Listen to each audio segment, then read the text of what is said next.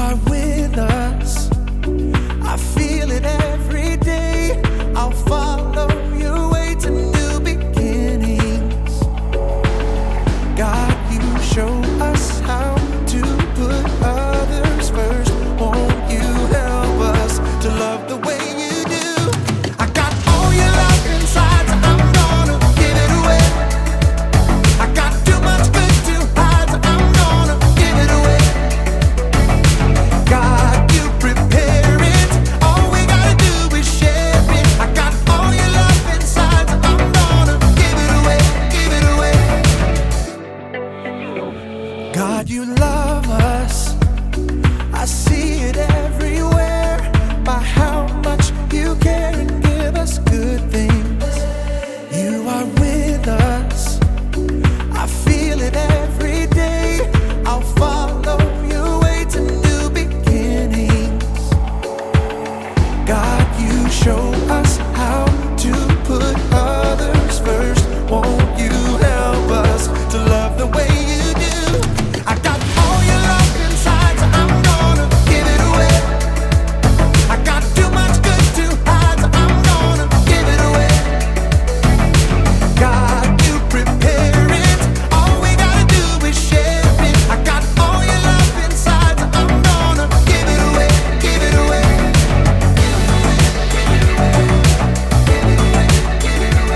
I got all your love inside, so I'm gonna give it away.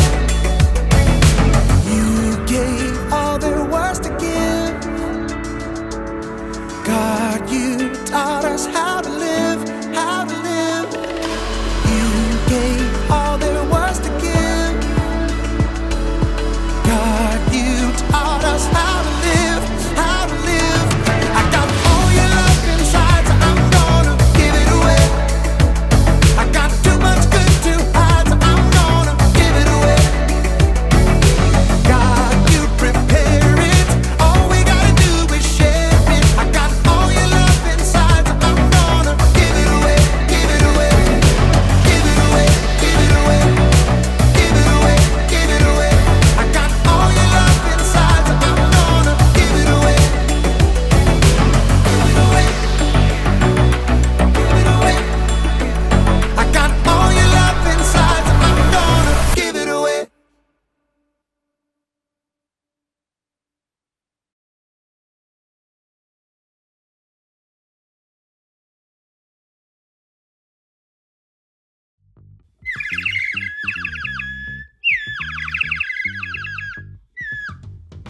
Oh, hey guys. Just doing a spot of bird watching here. Welcome to Story Lab. This week we're taking a look at the story of a small snack that turned into a feast to remember. And speaking of snacks,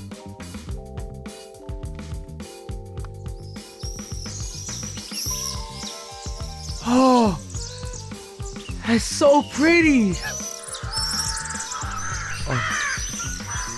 No, uh-oh. No.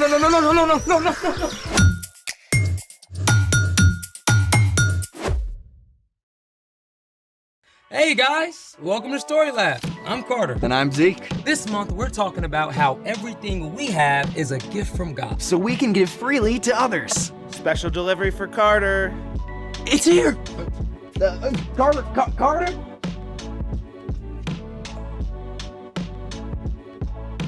Hey,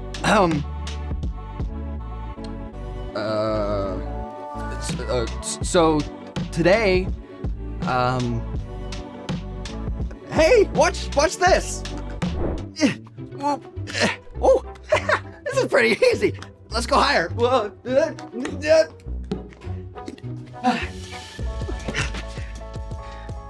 are you doing? You left me hanging here. Sorry, man. Look, I'm just so excited about this gift that I ordered for my little cousin. Well, let's see. Well, see, his family is going on this epic road trip to the national parks, and I just wanted him to have something fun to take a picture with at each stop. Oh, cool, like a superhero action figure or a giant candy bar or a pigeon? A pigeon. You mean a rat of the sky? First off, rude. And second, this isn't just any pigeon.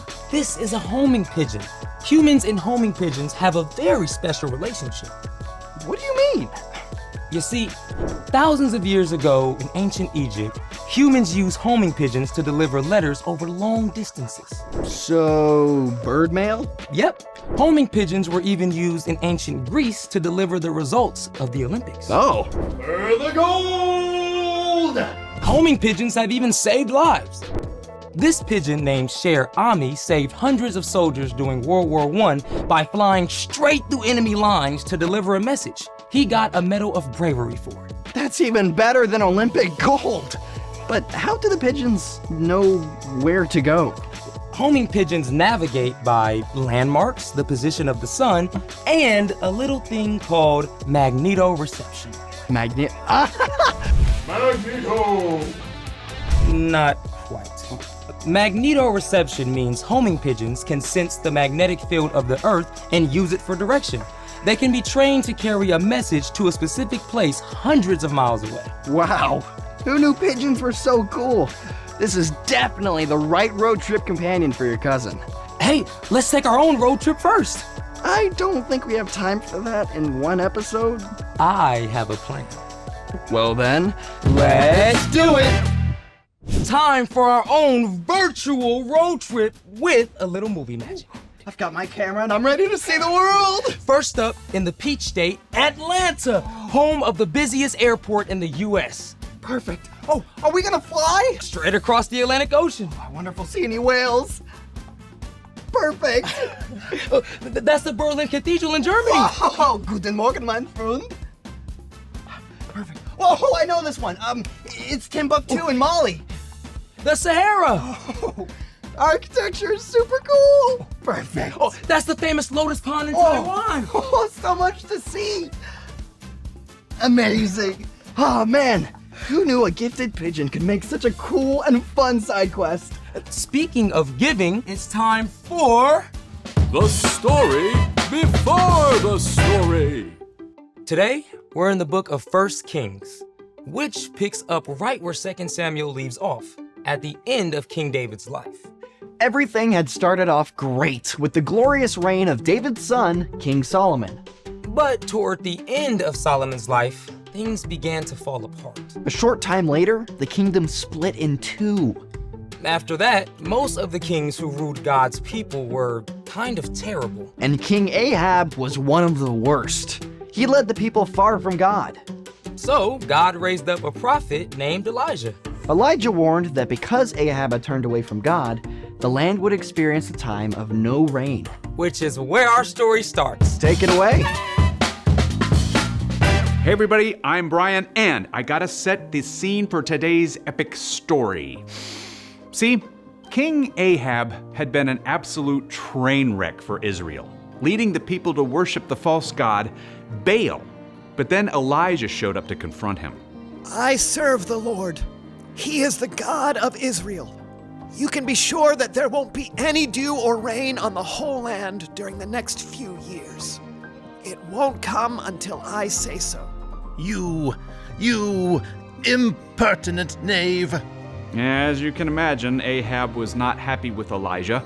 The false god Baal was supposed to control the weather, and when all the rain stopped, it meant that the one true God was more powerful than Baal. Elijah needed to escape from Ahab's anger, so God sent Elijah east to hide in a place called the Kerith Valley. God said, You will drink water from the brook. I have directed some ravens to supply you with food. So during the time of no rain, Elijah drank from the stream and received his food from a flock of ravens every morning and every evening. You might call his meal delivery service Bird Dash. But meanwhile, outside Elijah's hidden valley, the land was in trouble. With no rain, wells began to dry up. The crops failed. Life was hard for everyone, but especially for a widow in the town of Zarephath. Gather sticks and fan the flame. Bread's all gone. Who's to blame? Now, at this time, if a woman's husband died, she had no way to support herself or her children, and during a time of famine, survival was nearly impossible. I mean, this widow was in desperate trouble. The drought was so bad that even Elijah's brook finally dried up. God told him, Go right away to Zarephath. I have directed a widow there to supply you with food. Okay, now if I was Elijah, I would have a lot of questions. First off, Zarephath was in enemy territory. Second, Zarephath was about 85 miles away. And third, as we've seen, a widow would be the last person to have extra food to share. But Elijah trusted God, and he made the long, hot journey. And when Elijah arrived, he found the widow gathering sticks for firewood. I've been traveling for days, and I'm so thirsty. Would you bring me a little water? Well, yes. All right. As the widow started to leave, Elijah called out. Please bring me a piece of bread, too. Now, we know the widow had almost nothing. This was a big ask. I don't have any bread. All I have is a small amount of flour and a little oil. I'm gathering sticks to take home for a fire. Then I'll make one last meal for me and my son. And after that, well... The widow had no way to get more flour or more oil, so she and her son had no chance of survival. But Elijah knew what God had told him. Don't be afraid. Go home and make some bread. Bring me a small loaf, and then you and your son eat the rest.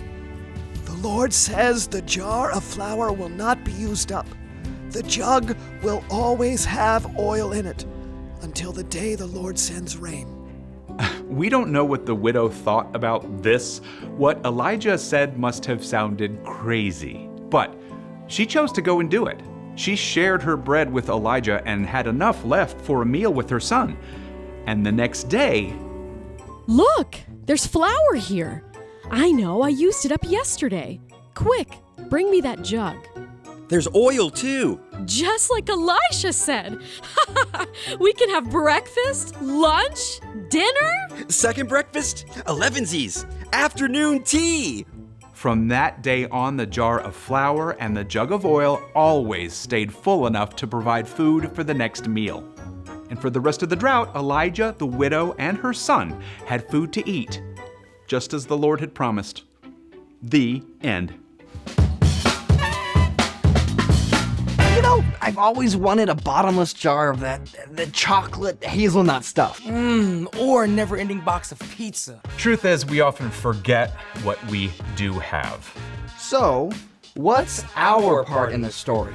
Well, it's easy to compare yourself to other people and feel like you don't have much. But even if you don't have a lot of stuff, like the widow in our story, you can still be generous. And generosity is making someone's day by giving something away. That rhymes. Yeah. No matter who you are, God has given you things that you can share with others. That could be food. Like if your friend forgot their lunch and you share half your sandwich with them. Or you gave your extra water bottle to a teammate at soccer practice. Often, though, what you have to give is more than food. Yeah, it could be like giving a listening ear to your grandpa when he tells you the exact same story for the 9th time in a row. Or pausing to give a smile to the crossing guard. That's right.